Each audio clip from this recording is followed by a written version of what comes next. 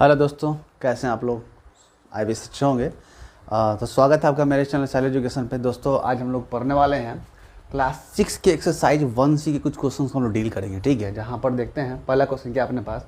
एक सोसाइटी है, एक सोसाइटी नीडेड ₹1853600 मीन्स टू से कितना कि 18,53,600 ₹18,53,600 की आवश्यकता है उसको। ठीक है, किस लिए? एक प्रॉपर्टी खरीदने के लिए। अब क्या किया उसने, 72,05,384 as a membership fee collect कर लिया। ठीक, took a loan of ₹56,07,545 from a bank.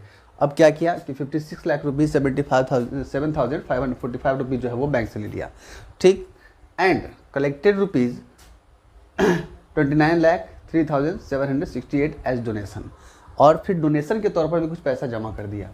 तो अब बताओ कि how much is society still short of. तो अब सोसाइटी को कितना रुपया घट रहा है। जैसे मान लिया जाए कि आपको कोई काम करना है। ठीक है, आपको कोई काम करना है, तो काम करने के लिए कोई सपोज कोई 4 व्हीलर लेना है। ठीक है, 4 व्हीलर लेना है। अब 4 व्हीलर को लेने के लिए क्या है ना कि आपको सपोज कर लो कि 1 लाख की आ सकता है।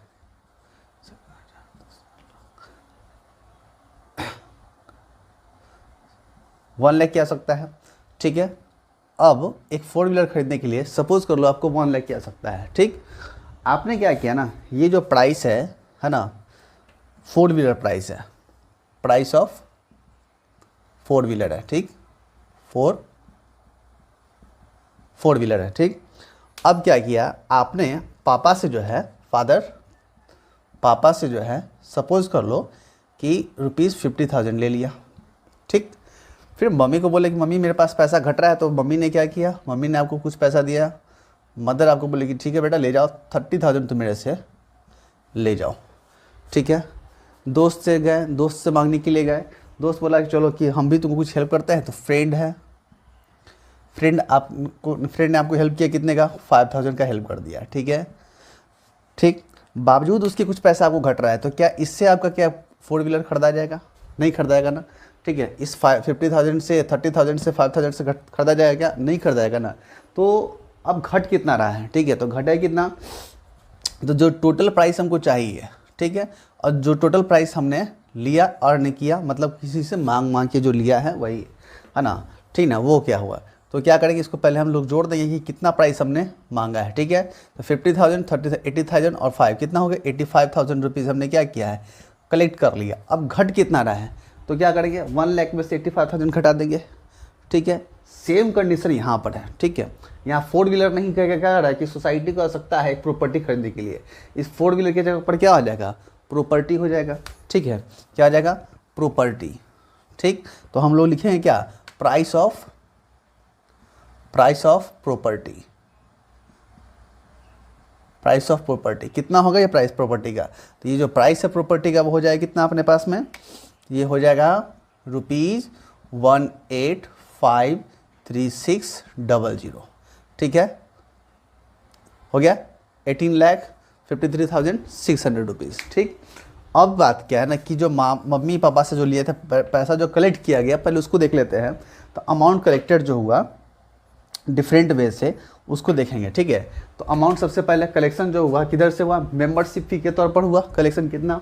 तो मेंबरशिप फ़ी कलेक्शन डेट लगते हैं, collection of money, collection of money सबसे पहले कहाँ से हुआ? मेंबरशिप से हुआ। मेंबरशिप से कितना कलेक्ट हुआ? ₹725384, ये मेंबरशिप से कलेक्ट हुआ है। ठीक है, क्लियर है। अब उसके बाद क्या है?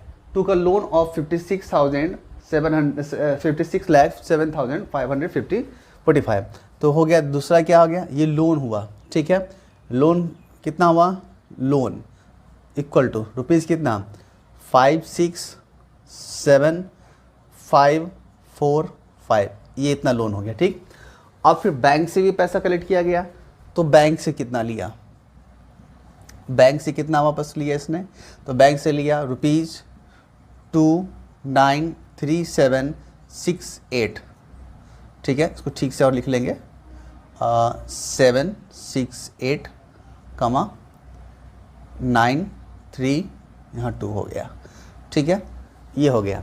तो ये टोटल पैसा कलेक्शन हुआ, ठीक है, कलेक्शन ऑफ मनी। हाँ, तो क्या करेंगे, सबसे पहले कलेक्शन को जोड़ लेंगे भाई, कितना मेरे पास कलेक्शन आ गया, ठीक है। तो जब इसको ऐड करेंगे तो क्या बनेगा अपने पास में, 4 में 5 0 9 9 8 17, 1 कैरी हुआ, 9 और 4 कितना हुआ 13, 13 और 6 19, 1 कैरी फॉरवर्ड, 3 1 4, 5 9 और 7 16, 1 कैरी फॉरवर्ड, 6 और 7 13 और 3, 13 और 3 16, 1 कैरी फॉरवर्ड, 3 6 9 और 9 18, 1 कैरी फॉरवर्ड, 8 5 13 13 टू 15। ये हुआ कलेक्शन इसका, इतना पैसा इसने क्या कर लिया, ये कलेक्ट कर लिया, ठीक है। अब भाई पैसा शॉर्ट हो रहा है, ठीक ठीक ना। देखो जरा सर, 18 लाख की ज़रूरत है और 15 लाख रुपए लगभग जमा हुए हैं, 18 लाख की ज़रूरत है और 15 लाख रुपए जमा हुए हैं, तो पैसा कितना शॉर्ट हो रहा है, ठीक ना। तो द अमाउंट शॉर्टिंग, कितना अमाउंट घट रहा है, तो क्या करेंगे, ये जो टोटल अमाउंट की जिसकी आवश्यकता थी, कितनी अमाउंट की आवश्यकता थी, ₹1853600 की आवश्यकता थी, ठीक ना। और कलेक्शन कितना हुआ, ₹1586697 का कलेक्शन हुआ, ठीक है। क्या आ जाएगा, तो भाई जो पैसा हमको चाहिए था वो, और जितना पैसा हम लोग लाए कलेक्शन हुआ वो, उस दोनों को अगर हम लोग डिफरेंस निकाल देंगे दोनों का, तो पता चल रहा है कितना रुपया घट रहा है, तो इसका हम लोग डिफरेंस निकाल लेंगे, ठीक है। 3 10 10 0 7 9 16 6 1 7 6 13 9 और 6 15 5 1 6 2 8, यानी इतना रुपये इसको क्या घट रहा है, 2,66,903 रुपीज़ क्या हो रहा है, इसको घट रहा है सोसाइटी को। तब जाके मतलब क्या हुआ, अगर इतना रुपया इसको वापस मिल जाता है तो क्या करेगा, ये आसानी से जो प्रॉपर्टी सोसाइटी उसको खरीद लेगा, ठीक है। चलते हैं नेक्स्ट क्वेश्चन की तरफ। नेक्स्ट क्वेश्चन अपना क्या है, a man had ₹1,06,725 with him, एक आदमी के पास 1,06,725 रुपया था, ठीक है। He gave ₹48,369 to his wife, अपनी जो पत्नी है उसको उसमें से 1 लाख में से 48,369 रुपीज़ दे दिया, ठीक। 39,647 रुपीज़ टू हिज सन, फिर जो हुआ 39,000 जो हो गया अपने बेटे को दे दिया, और जो बचा हुआ पैसा था उसने अपनी बेटी को दे दिया, ठीक है। यानी जो पैसा उसके पास था, टोटल अमाउंट जो था उसके पास, टोटल अमाउंट ही हैड कितना था, मतलब क्या होगा, जैसे मान लो कि आपके पापा हैं, ठीक है, आपके पापा का अर्निंग सपोज कर लो 25,000 है, ठीक। तो क्या होगा ना कि 25,000 में ऐसा नहीं कि पूरा का पूरा पैसा वो रख लेते हैं, वो क्या करते हैं, आते हैं तो कुछ पैसा मम्मी को देते होंगे, कुछ आपको देते होंगे, कुछ आपकी बहन को देते होंगे, ठीक है, या फिर आप भाई हो तो बहन को, भाई और बहन हो तो भाई को देते होंगे, ठीक है। तो बात यहाँ क्वेश्चन है क्या कि पत्नी को देते हैं और बेटे को देते हैं और बेटी को देते हैं, तीनों को देते हैं, ठीक। अब 25,000 में से क्या हुआ ना कि अपनी पत्नी को दिया मान लो कि 15,000 रुपये, ठीक, बचा कितना 10,000 बचा, उसमें से जो है मान लो कि 3,000 रुपया दे दिया अपने बेटे को, बचा कितना 8,000 रुपया, 8,000 जो बचा हुआ पैसा वो अपनी बेटी को दे दिया। तो बताना है कि पैसा कितना दिया बेटी को, तो हम क्या करेंगे, 25,000 जो टोटल अमाउंट था वो एक साथ ले लेंगे, ठीक है। जो पत्नी को दिया 10,000, वो बेटे को दिया 2,000, वो उसको एक साथ करेंगे तो 10 2 12,000 रुपये बच गया, तो बचा हुआ बेटी को दिया, ठीक है, उसके हिसाब से ले लेंगे, ठीक है। तो क्या होगा, द अमाउंट ही हैड, या the amount the man had, total amount the man had, जो टोटल अमाउंट आदमी के पास से कितना था, ₹106,725, ये अमाउंट था उसके पास में। क्या किया, जो पत्नी को उसने अमाउंट दिया, ठीक है, अमाउंट गिवन टू वाइफ, पत्नी को कितना दिया उसने, 48,369 रुपीज़ दे दिया, ठीक है। बेटे को दिया कितना, अमाउंट गिवन टू सन कितना दिया, ₹39,647, ठीक। अब क्या हुआ, तो पहले ये देख लेते हैं कि अमाउंट उसने बांटा कितना, जो बचेगा पैसा वही तो बेटी को देगा, है ना। तो पहले ये देखा कि अमाउंट उसने बांटा कितना, तो total amount given to wife and son कितना हो जाएगा। टोटल अमाउंट जो बेटे और पत्नी को दिया तो कितना हो जाएगा, यही ना दोनों का सम हो जाएगा, कितना हो जाएगा, तो 9 और 7 कितना 16, 4 6 7 और 4 11, 4 और 6 10, 9 और 9 18, 4 5 और 3 8, यानी 88,016 रुपीज़ क्या किया उसने अपनी पत्नी को और अपने बेटे को बांट दिया। बचा हुआ पैसा क्या होगा, बेटी को देखा था, पहले ये देख ले total amount given to the wife and son कितना हो गया 88,016 रुपीज़। उसने क्या किया, ये अपने बेटी और बेटे को पत्नी और बेटे को दे दिया, ठीक। रेस्ट अमाउंट, द अमाउंट यानी रेस्ट अमाउंट जो बच गया, रेस्ट अमाउंट ही हैड तो आदमी के पास कितना रुपया बचेगा, तो जो अमाउंट उसके पास था पूरे कितना 106,725 इतना रुपया उसके पास था, है ना। उसमें से क्या किया, इतना रुपया उसने दे दिया, ठीक है। तो जो घटा के पैसा बचेगा, जो डिफरेंस होगा वही ना उसके पास बचेगा। तो क्या घटाएंगे इसको, तो 6 9 15 1 2 0 0 7, ठीक है, 8 और 8 16 9 1 10 0 इतना आ गया, ठीक है। देखो जरा सा, तो 18,000 जो है 18,709 रुपया जो है उसके पास बच गया, ठीक है। अब क्या है, तो जब इतना अमाउंट बचेगा तो यही ना अमाउंट बेटी को देगा, तो क्या हो जाएगा, अमाउंट गिवन टू डॉटर कितना हो जाएगा, ₹18,709, ठीक है। अमाउंट जो बेटी को दिया होगा यही अमाउंट बचेगा, ठीक। तो नंबर 3 क्या कह रहा है, cost of a chair is ₹1480 1480 रुपया, यानी एक चेयर की कीमत अगर 1480 रुपये है, ठीक है। तो how much will 460 such chair cost, तो बताइए कि इसी तरह की अगर 460 चेयर खरीदने पड़े तो उनकी कीमत कितनी होगी। जैसे मान लिया जाए आप एक मंच खरीदते हो ना, एक छोटा सा चॉकलेट मंच आता है या किटकैट आता है, 10 रुपये वाला किटकैट आता है, तो उसकी एक किटकैट की कीमत कितनी होती है, एक किटकैट की कीमत उसकी होती है 10 रुपया। तो बताओ 10 की किटकैट की कीमत कितनी होंगी, तो 10 × 10 100 रुपीज़। सेम है, अगर 25 रुपीज़ का एक किटकैट आता है या फिर कुछ भी पर्क वगैरह कुछ भी आता है, 10 का कितना होगा 250 रुपया, ठीक है। तो मतलब क्या हुआ, जितना अमाउंट जितना एक का प्राइस है उसको 10 से मल्टीप्लाई कर दिया, नंबर ऑफ किटकैट्स या फिर टॉफ़ीज से मल्टीप्लाई कर दिया, वही क्वेश्चन यहाँ है।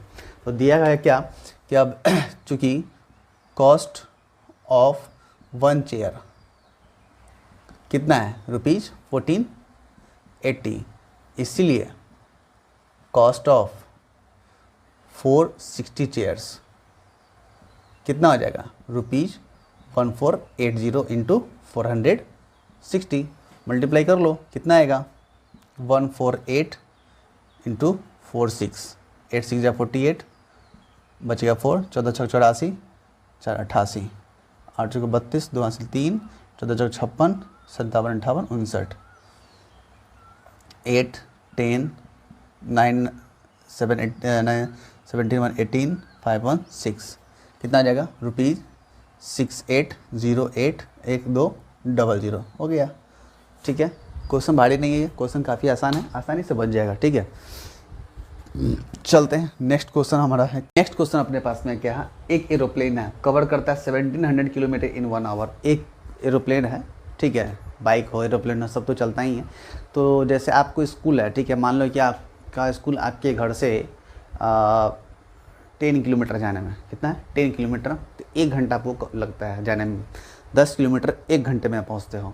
तो बताओ कि 42 आवर में कितना पहुंचोगे, 10 × 42 कर लोगे डायरेक्ट, है ना।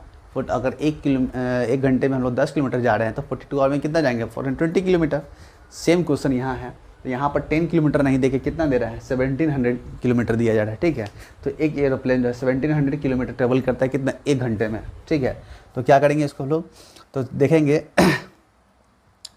तो सबसे पहले डिस्टेंस जो है, डिस्टेंस कितना है, डिस्टेंस है 1700 किलोमीटर, 1700 किलोमीटर। टाइम कितना लग रहा है? टाइम है 1 आवर में, ठीक है।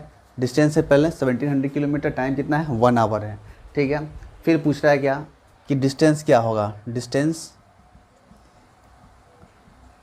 क्या होगा जब टाइम जो है ये 1 आवर से बदल कर कितना हो जाएगा? 42 आवर्स हो जाएगा, ठीक है। तो रेशियो में इसको लेके चलेंगे और बना लेंगे आसानी से। क्या हो जाएगा? मान लें कि पहला डिस्टेंस और टाइम का जो रेशियो होगा 1700 किलोमीटर बाई 1 आवर, और दूसरा जो होगा वो क्या हो जाएगा?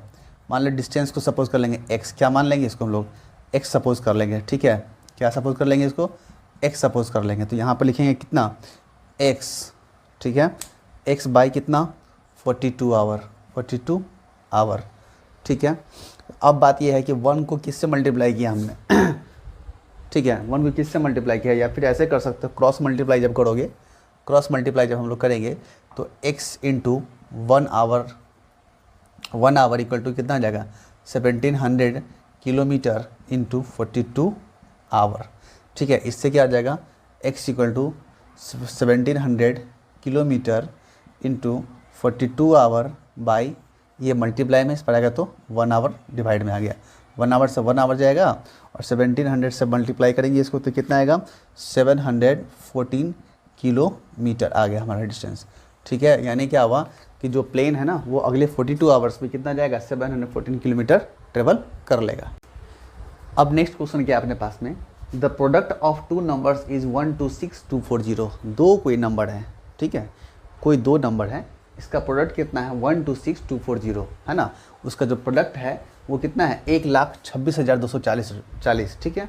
If one of the number is 160, अब दोनों नंबर में से कोई एक 160 है, फाइंड द अदर।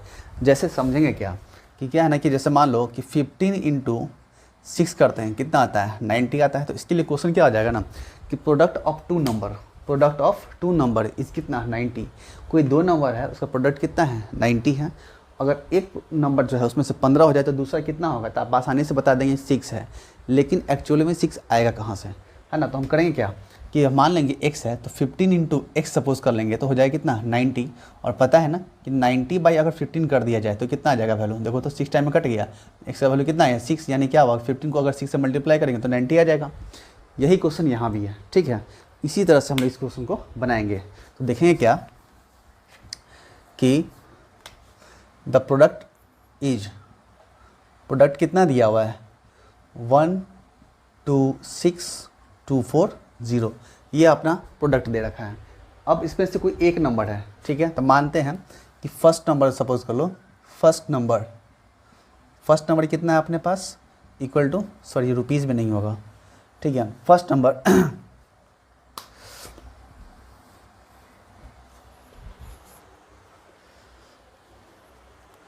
क्वेश्चन क्या है अपने पास में? The product of 2 numbers is 126240। कोई 2 नंबर है उसका प्रोडक्ट कितना है? 126240, ठीक। If one of the number is 160, अगर उस दोनों में से एक नंबर 160 है तो बताओ कि दूसरा नंबर क्या होगा, ठीक है। तो इसको बनाने के लिए हम देखेंगे कि सबसे पहले मान लो कि 25 को अगर हम लोग 4 से मल्टीप्लाई करते हैं तो कितना आएगा? 100 आएगा। सबको पता है, आसान है। अब ये बात है, अगर इसके लिए क्वेश्चन हम इस पैटर्न पर लेकर जाएँ तो क्या बनेगा? प्रोडक्ट ऑफ 2 नंबर, जो 2 नंबर है ना अपने पास, इसका प्रोडक्ट कितना है? 100 है। The product of 2 numbers is कितना हो जाएगा? 100 हो जाएगा। कितना हो जाएगा? 100 हो जाएगा। If one of them is 25, अगर करते हैं यहाँ पर 25, फाइंड द अदर। तो अदर हमको ये जो है ये नहीं पता है, ठीक है, यही फाइंड आउट करना है। तो क्या करेंगे हम लोग? तो ये तो 4 यहाँ पर आएगा, कैसे निकालेंगे? सपोज कर लो यहाँ पर 4 नहीं x है, ठीक है। तो x की वैल्यू कितनी हो जाएगी? 100/25। 25 से 4 टाइम में गया तो इसका वैल्यू कितना आया? 4। यानी 25 को हमने अगर 4 से मल्टीप्लाई करना है तो क्या रिजल्ट आ जाएगा अपने पास? 100 आ जाएगा। यही पैटर्न यहाँ है, ठीक है। आए बस समझे, यही पैटर्न यहाँ है ना। तो क्या करेंगे? देखो, तो लिखेंगे सबसे पहले कि द प्रोडक्ट कितना है? 126,240, ये प्रोडक्ट है अपने पास में, ठीक है। 2 नंबर का जो प्रोडक्ट है वो ये है। अब वन ऑफ देम इज, है ना, तो मानते हैं फर्स्ट नंबर जो है, फर्स्ट नंबर मान लो कि जो पहला नंबर है इसमें वो कितना है? 160 है, ठीक। 160 है तो फाइंड द अदर। तो अदर नंबर मान लो क्या मानेंगे? अदर नंबर जो है उसको करेंगे क्या, मतलब मान लेंगे x, ये करेंगे लेट मतलब क्या हुआ, मानना। ठीक है, अब अकॉर्डिंग टू क्वेश्चन जिस तरह से उस टाइम हमने 25 को 4 से मल्टीप्लाई किया था, तो 160 को हम किससे मल्टीप्लाई करेंगे, यहाँ डॉट नहीं होगा, 160 को हमने x से मल्टीप्लाई करना है, तो कितना हो जाएगा 126,240। ठीक, अब यहाँ पर क्या करेंगे, तो x इक्वल टू कितना हो जाएगा 126,240, जैसे ही वहाँ पर 100/25 आया था ना, सेम एज यहाँ पर इतना बाई 160 हो जाएगा। अब काटेंगे इसको, ठीक है, तो इतना कटेगा, वैल्यू कितनी आएगी, तो 16 को अगर अब 789 से मल्टीप्लाई किया जाए तो इतना आ जाएगा, तो इसका वैल्यू कितना आ गया अपने पास 789 आ जाएगा। ठीक है, ये डिवाइड करके देखो। क्वेश्चन क्या देखते हैं अपने पास, mass of a cylinder filled with gas is 40 kg 350 gram. अगर कोई सिलेंडर लेते हैं, सबके यहाँ सिलेंडर आता होगा, आपके यहाँ गैस बनाने वाला जो सिलेंडर आता है वो आता ही होगा। ठीक है, अमूमन 24 किलो 14 किलो का ऐसी कुछ रहता है, ठीक ना। सपोज कर लो अगर 20 किलो का होगा, ठीक है, पूरा सिलेंडर उठाने में 20 किलो का वेट पड़ता है। ठीक है, उसमें से अगर 12 किलो गैस हो जाए तो सिलेंडर का वेट कितना होगा, 20 किलो में से 12 किलो घटा देंगे, पता चल जाएगा कि सिलेंडर का वेट कितना हो जाएगा, हाँ 8 किलो हो जाएगा। ठीक है, वही काम यहाँ है। ठीक है, तो जो मास जो है दिया है सिलेंडर का फिल्ड विद गैस, जिसमें गैस भी भरा हुआ है, वो 40 kg 350 gram, and the mass of empty cylinder, खाली जो सिलेंडर है उसका वेट अपना है 24 kg 750 ग्राम। ठीक है, तो how much is the mass of gas content in it, तो बताइए कि उसमें कितना गैस भरा हुआ होगा। मतलब जो गैस के साथ भरा हुआ सिलेंडर है उसका जो वेट है वो अगर 20 किलो है, ठीक है, खाली सिलेंडर का वेट अगर 12 किलो हो गया तो गैस का वेट कितना होगा 8 किलो हो जाएगा। वही चीज़ यहाँ है। ठीक है, फिर समझते हैं, बनाएंगे इसको, क्या लिखेंगे, mass of cylinder plus mass of gas. ठीक है ना, दोनों मिलाए कितना है 40 kg 350 ग्राम। ठीक हो गया, यानी mass of cylinder plus mass of gas हो गया। अब क्या है, मास ऑफ एम्प्टी सिलेंडर। ठीक है, तो जो मास ऑफ एम्प्टी सिलेंडर कितना है, the mass of empty cylinder कितना है 24 kg 750 ग्राम है। ठीक है, अब क्या होगा, तो क्या करेंगे, मास ऑफ गैस निकालना है ना, तो हम क्या करेंगे, यहाँ फिल कर देंगे वैल्यू, मास जो है सिलेंडर का, ये एक्चुअली में एम्प्टी सिलेंडर है। ठीक है, तो हम क्या करेंगे, अकॉर्डिंग टू क्वेश्चन करेंगे, क्या क्वेश्चन के हिसाब से, mass of empty cylinder in 24 kg 750 gram plus mass of gas कितना हो जाएगा 40 kg 350 ग्राम हो गया। अब क्या करेंगे, तो गैस का मास निकालेंगे, तो mass of gas equal to कितना, mass of gas 40 kg 350 gram minus 24 kg 750 gram. ठीक है, क्लियर बात, यानी क्या हुआ, मास जो होगा गैस का उसको निकालने के लिए टोटल वेट में से जो खाली सिलेंडर का वेट होगा उसको हम लोग घटा देंगे। ठीक है, क्या आ जाएगा, घटाते हैं, ग्राम तो ग्राम रह गया, 0 से 0 चला गया, 5 से 5 गया, ये 7 में 6 हो गया, 24 हो गया, कितना 40 हो गया ना, तो 24 यानी 25 में 15 हो गया, 15 kg 600 ग्राम जो हुआ अपने पास मास ऑफ गैस आ गया।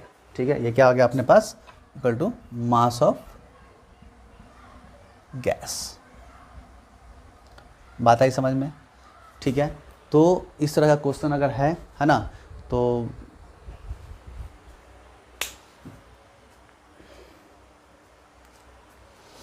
कैसा लगा वीडियो अगर अच्छा लगा तो वीडियो को लाइक करो, चैनल को सब्सक्राइब करो, और हाँ शेयर ज़रूर से ज़रूर करना। ठीक है, मिलते हैं नेक्स्ट वीडियो में नेक्स्ट टॉपिक के साथ, किसी और एक्सरसाइज को हम लोग डील करते नजर आएंगे। ठीक है, तब तक के लिए जय हिंद।